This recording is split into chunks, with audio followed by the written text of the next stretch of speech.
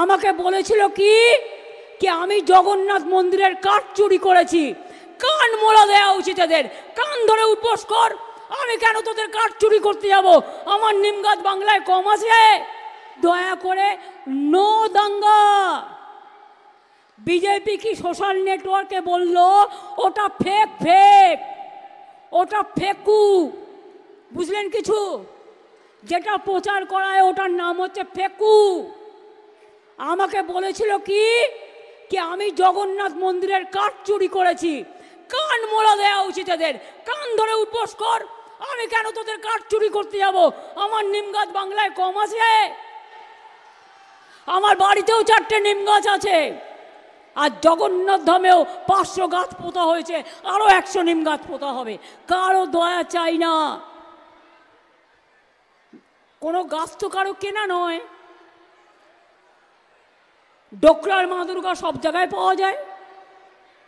বাঁশের মা দুর্গা কেউ করে, কেউ পাটের করে, কেউ শাড়িতে করে, আর নিম গাছও সব জায়গায় পাওয়া যায়। কাজেই মনে রাখবেন, আমরা অত ভিখিরি নই, আর আমরা পকেট মার নই, আর আমরা পকেট মারও নই, আর যোদ্ধারও নই। আমরা মানুষের পাহারাদার।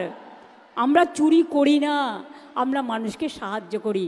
এটা মাথায় রাখবেন।